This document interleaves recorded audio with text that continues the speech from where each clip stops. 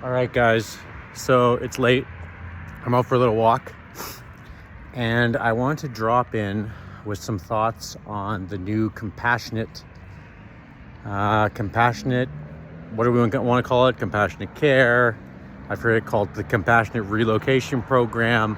We're talking about the new Alberta government legislation regarding addictions and mental health, and how we can put people into facilities potentially against their will. Now, I'm going to give you an example of why I don't think this should work. This is the sidewalk, okay, on Saskatchewan Drive. Across the street, there's a bike lane. You see it? There it is. See? It's a bike lane and a scooter lane. But all the scooters are driving on the sidewalk. So, if we force them to be in the bike lane, do you think they'll use it? I mean, they might, if there's ongoing legislation and law enforcement making sure that they always use the scooter lane. I hope you can see this comparison I'm trying to draw between this and forcing people to get help. I don't think it works in the long term. And I think there's a lot of risk in the short term when it comes to relapse and death, because if you're highly addicted to a substance of some kind and you don't do it for, say, a 3-week period in a rehab facility, even a 4-week period, even a 3-month period, if you're there against your will, even if you get a little bit better, when you get out, you'll have a realization that you didn't consent to all of this. And what do they all know about your life? You might not have this realization, and it might actually work for some people. But I think for those it doesn't work for, their outcomes will actually become worse, and the likelihood of death from relapse will become stronger for those people, just because of the way your body chemistry works, right? If you don't drink for a year, it doesn't take as much to get drunk. If you don't do heroin for 3 months, the next hit is going to be a lot more powerful. And so I'm pretty opposed to the idea of forcing people into rehab. Now, part of that comes from my own story, right? If you've been watching my YouTube videos, I explained that I first thought of going to rehab to fulfill the wishes of my family. And then I had a moment which came about from a lot of good conversations with friends and people that cared about me. And it dawned on me that I had to care about me and to go for myself. And so that moment of responsibility is very, very important in everyone's story when it comes to addiction, right? There's always a moment of responsibility. And even if that person is struggling and has a mental health condition that's driving some of their addictions, I also experienced that. There's still responsibility, and you have to take responsibility. And so oddly enough, the conservative government, who is doing this and usually advocates for personal responsibility, right? When we talk about conservatives and liberals, often liberals are siding towards, in general, and I don't even love these labels when we have conversations about politics, but liberals are usually siding towards government intervention, and conservatives are usually siding towards the intervention of the individual, right? Private this, private that. And I see the need for personal responsibility in addiction. But let me tell you something I think we could do a better job of in the province. So when I went to rehab, I signed the paperwork sometime in August, late July, early August to go. And I didn't get there till October 13th. And so what I see there is a gap in service. And it's not just a gap, it's like there's a great opportunity for me to relapse, right? I may relapse, I may change my mind. Who knows what's going to happen, right? And the other place that I see a lot of opportunity is after you get out of rehab. So I got out of rehab on November 1st, but I'm not sure of the exact day. And so 3 weeks from the 13th, let's do the math, 20th, 27th, November 3rd, right? And I was then directed to go to Alberta Health Services to meet with an intake type person. And then that intake person was supposed to set me up with a counselor. And so I went, and I was told I could meet with the counselor late December. So now we're talking about a guy, me, who's sober in this moment, has gone to rehab, actively wants to stay sober, has followed all the steps given to him, has to wait 6 to 8 weeks to have a regular addictions counselor. Luckily, I stayed sober. But that seems like another massive gap in our current system, right? Where we could really make an impact on people by making sure that they don't have to wait that long following treatment, right? So these are my thoughts. I've read through some of the legislation, and I think it's well-meaning, right? It's well-meaning because when we look at someone on the street, we think to ourselves, okay, like if there's someone super addicted to something, surely we could, override their personal responsibility, because we do that with overdose, don't we? Right? We give them Noxalone. We don't let people commit suicide. And all of that's true. But to force someone into treatment for any length of time, I don't think will have an impact. Imagine, I also have type 1 diabetes. So let's imagine I have high blood sugars. Now, arguably, it's not as immediately threatening to my life as a serious opiate addiction, for example. But the truth is, you could say that I need to be forced into a 3-week program with locked doors, where they take away my insulin. And they force me to do it properly, and force me to count carbs, and force me to take insulin on time.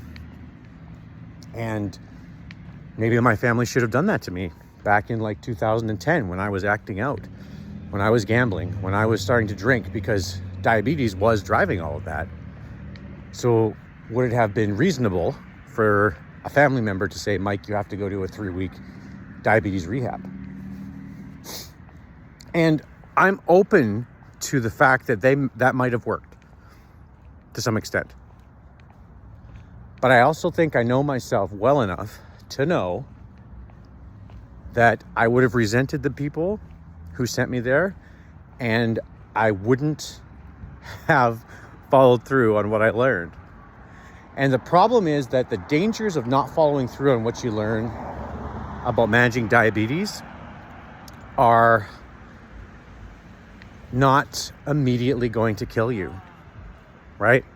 If you're eating a lot of sugar and you're not managing it and you're in the 20s and you're in the 30s, yes, you may have diabetic ketoacidosis. Yes, you may, be in the hospital, but you won't die, okay? But if you go to rehab against your will and you build a tolerance again for a substance and you come out, if you're there against your will, you're going to seek that substance right away. And the odds of you relapsing and dying, the odds of you dying from a relapse, if it happens, are much higher. And so, again, I come at this with personal experience, and that doesn't mean that I'm 100% correct. But I think we would be better served to do a couple of things. One, I'm in favor of these safe injection sites, right? Let's help people who are addicted to not overdose, because they are always, especially with an opiate addiction, they are always going to take the next hit when they are addicted. It doesn't matter what you do, right? Unless you lock them up. And so if we can give them clean drugs, but let's not make that the only step, right? Why not say, hey, come to the facility, have some clean drugs, have some food, offer them a place to stay, maybe potentially a counseling session. But if we push through legislation that allows them to be thrown into a facility, they are not going to show up, right, at a safe injection site, because they know that what's the outcome, right? And so I think this solution that we're generating and talking about how it's like Portugal, and I think there's a few other metrics that we have here in Alberta that are not equal to what's happening in Portugal. And I don't like it. And I don't like the word compassionate because I think compassionate is the type of word that we label a program with when we want people to not be able to disagree with it, right? So, hey, it's the compassionate, really, what is it? It's the compassionate addict relocation plan, right? Which is like, hey, this person's super addicted. Let's get them to jail. Wait, let's get them to rehab, and I know that's a dark take, and I'm not saying that's what the government's trying to do. The government's trying to solve a really sad problem, which is we had 800 deaths from opiates and overdoses in the most recent cycle. And I don't know if that was last month or year to date. I should know that stat. And so I don't think there's easy answers to this question, because I think this question is a drastically complex question. But I know from my own experience, like I said, responsibility and willingness to change were what allowed me to receive the advice and have the outcomes that I have now. And that's not to say that if I'd been thrown into rehab for a couple of weeks sooner in my story that I wouldn't have received a benefit. I just think that the potential downside and risk of that person relapsing is higher than the benefit. And I think there just has to be, we're going down a dangerous road with personal rights here, when I think we could be spending money on more counseling and better wait times, maybe building some more concurrent disorders programs, maybe doing a better job with detox. I know right now with detox, it's very hard to get in. So literally some counselors and people who run houses for men and for women who want to get sober will literally tell people to stay drunk when they go to get to detox, right? So it's kind of like, hey, don't show up clean, but don't show up a little bit dirty, because if you have nothing in your system, you won't make the lineup because there's not enough beds, right? So I hope the government can sort all this out. It's not always a yes or a no, right? There is some truth in this idea of maybe we can just help these people and get them right off the street. But I think it's dangerous when we misunderstand compassion, because I think compassion is a really, in this case, it's compassion is more we need a quick fix, and that quick fix is forcing these people into treatment. And so, ask yourself, if you were going to go to jail or treatment, which one would you go to? Well, most people would choose treatment. So if we were going to do this as a first offender program, hey, you're a young person who's been on the street and you shoplifted, right? And now that you shoplifted, we're not going to put you in jail. We're going to give you a little rehab. And that rehab is really hey, let's give you some life skills for a couple of weeks, couple of months, teach you how to connect to yourself and your community. I'm totally down for something like that. But what I'm not down for is trying to reduce someone's personal autonomy in their recovery. So those are my thoughts. I'm acutely aware right now that talking more about this stuff, posting it on YouTube, getting conversations with people is going to put me in a position to have to do more things in my life. And so I'm up to that challenge. I would love to hear anyone's thoughts on this, because I think it really, really matters. I think it really impacts people's lives and families, the addiction crisis that's happening. And yeah, there you go. Sober Walsh. Talk to you soon.